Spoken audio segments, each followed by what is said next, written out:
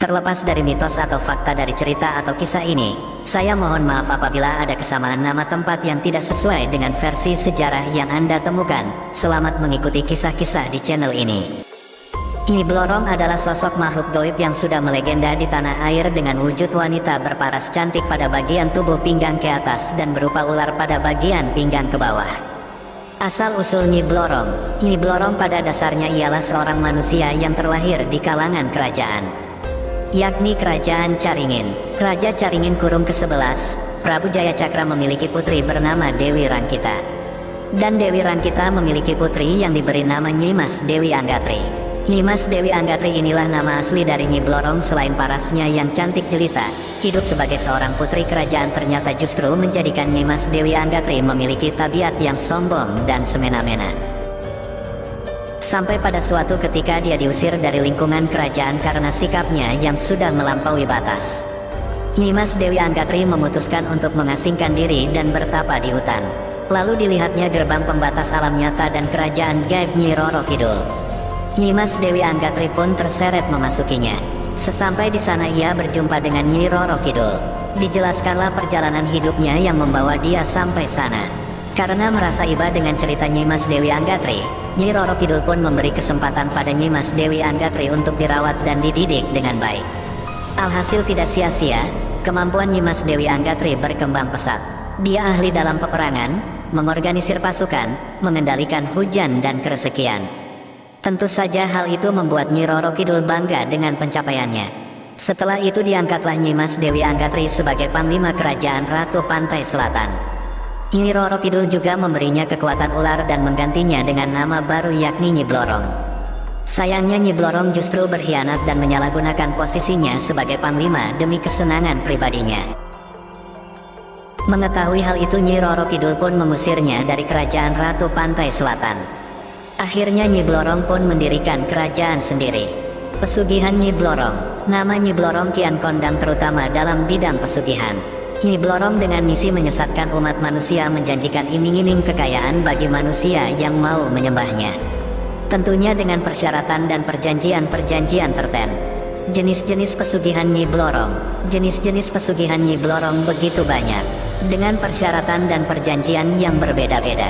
Ada yang memakai jasa tuyul, babi ngepet, uang kembali dan lain-lain. Ada yang meminta tumbal anak sendiri, ada yang minta tumbal orang bebas, bayi bajang dan lain sebagainya. Pengabdi Nyi Blorong. Pengabdi Nyi Blorong ialah orang atau jin yang menyembah dan memohon pertolongan pada Nyi Blorong. Meskipun telah jelas musyriknya, pada nyatanya masih banyak manusia yang memilih cara ini guna mendapatkan kekayaan dan kedikdayaan. Pengabdi utama Nyi Blorong kebanyakan berasal dari kaum paranormal. Diikuti dengan pasien-pasien mereka paranormal yang menginginkan kekayaan dan kedikdayaan secara instan. Tujuan Nyi Blorong. Seperti yang sudah saya sebutkan, bahwa tujuan dari Nyi Blorong tak lain hanyalah menyesatkan umat manusia. Dibikinnya manusia tertarik dengan iming-iming kekayaan. Namun dipakainya tumbal-tumbal yang merugikan dan membuat kerusakan. Namun ketika kekayaan itu sudah didapatkan, tidaklah lama pelaku pesugihan meninggal. Meninggalnya bukannya langsung sampai pada Yang Maha Kuasa, melainkan sesuai perjanjian yakni menjadi budak Nyi Blorong terlebih dahulu sampai batas waktu tertentu. Sekian ulasan dari saya mengenai Nyi Blorong. Semoga bermanfaat. Semoga kita semua dijauhkan dari tipu daya kejahatan makhluk yang ingin menyesatkan kita dari jalan kebenaran. Gelombang samudera di pesisir selatan Pulau Jawa menyimpan aneka kisah mistis. Pantai selatan Pulau Jawa yang garang gelombangnya itu, dalam mitologi ternyata sebuah imperium atau kerajaan makhluk gaib.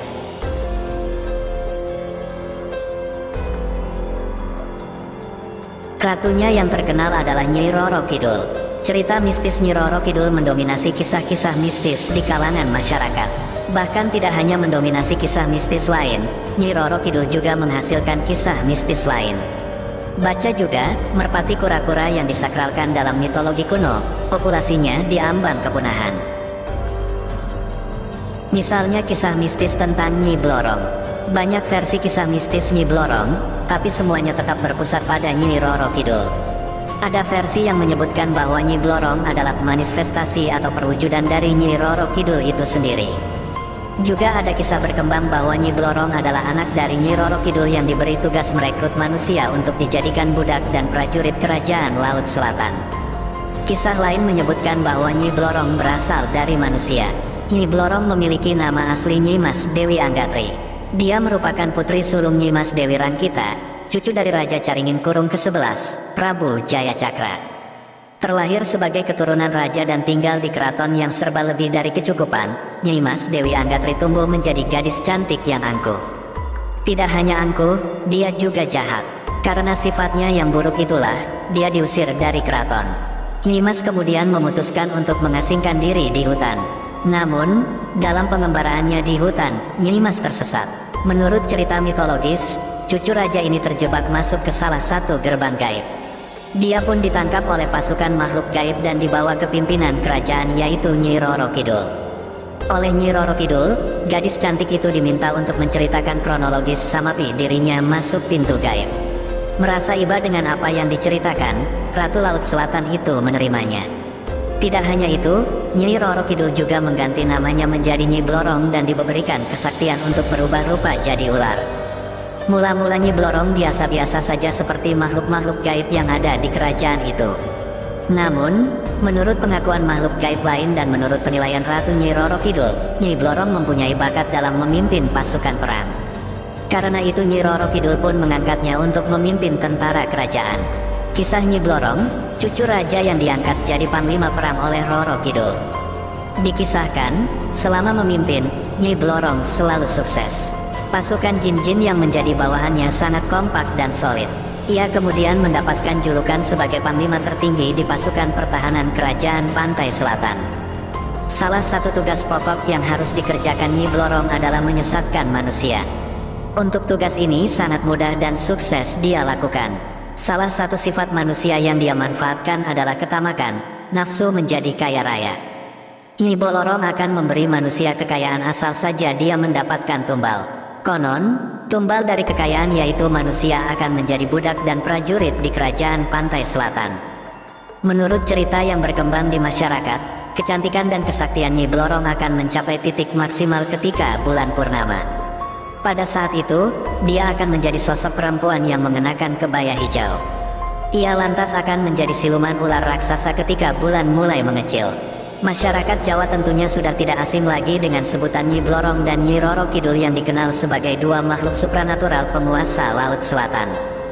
Digambarkan sebagai wanita cantik yang menyenangi gaun berwarna hijau, keduanya sangat disegani bagi penduduk yang tinggal di pesisir pantai selatan Jawa. Namun bagi sebagian orang, nama Nyi Blorong mungkin kurang begitu dikenal dibandingkan nama Nyi Roro Kidul. Melansir dari berbagai sumber, mengenai nama Nyi Blorong memiliki dua pemahaman yang berbeda. Menurut pendapat yang masyhur, Nyi Blorong merupakan panglima Pantai Selatan yang berarti ia adalah tangan kanan dari Nyi Roro Kidul. Namun lain hal dengan pendapat yang kedua mengatakan kalau nama Nyi Blorong merupakan nama lain dari Nyi Roro Kidul itu sendiri. Namun masyarakat Jawa percaya, Nyi Blorong adalah salah satu panglima dari kerajaan gaib yang dipimpin Nyi Roro Kidul untuk menjaga Pantai Selatan bersama para pasukannya. Sesuai legenda yang beredar, Nyi Blorong dikenal dengan parasnya yang sangat cantik dengan tubuh bagian bawah menyerupai ular. Menurut legenda setempat pada saat bulan purnama, Nyi Blorong akan berubah menjadi wujud manusia sempurna yang memiliki paras cantik selama 35 hari. Salah satu legenda mengenai Nyi Blorong berikutnya adalah bahwa dirinya merupakan putri dari Nyi Mas Dewi Rangkita. Dewi Rangkita sendiri dikenal sebagai cucu dari Raja Caringin ke-11 yang bernama Prabu Jayacakra. Sebagai bangsawan, Nyi Blorong dikabarkan memiliki sifat angkuh yang menyebabkan ia diusir ke hutan oleh keluarga besar kerajaan. Kesaktian Nyi Blorong. Nyi Blorong juga dikenal dengan kehebatannya yang dapat membuat seseorang menjadi sangat kaya. Hal inilah yang membuat banyak orang melakukan pesugihan, melakukan perjanjian dengan Nyi Blorong agar mereka mendapatkan kekayaan. Tentu mereka harus membayar semua itu dengan tumbal. Untuk orang Jawa, keberadaan Nyi Blorong tidak kalah menakutkannya dibandingkan Nyi Roro Kidul. Menurut mitos, saat kamu ingin mengunjungi Pantai Selatan, ada baiknya tidak menggunakan baju atau atribut apapun yang berwarna hijau karena dikhawatirkan akan ada bencana yang menimpamu. Terima kasih telah mengunjungi channel ini, semoga bisa bermanfaat dan dapat mengikuti kisah-kisah di channel ini selanjutnya.